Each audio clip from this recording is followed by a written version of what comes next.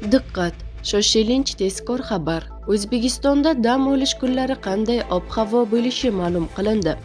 Assalomu alaykum. Kanalimizga xush kelibsiz. Videolarimiz kengroq tarqalishi uchun video ostida bir dona like va podpisatsiya tugmachasini bosib qo'yishni unutmang. O'zbekiston hududiga shanba va yakshanba kunlari nam havo massalarining yangi qismi kirib keladi. Bu haqida O'zgidromet matbuot xizmati xabar berdi.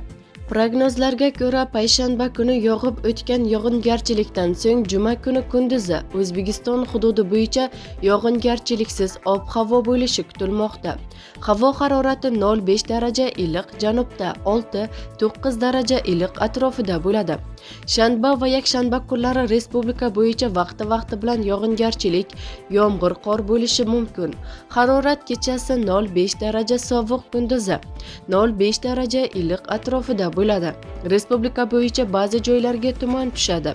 Tog'li hududlarda vaqti bilan qor yog'adi.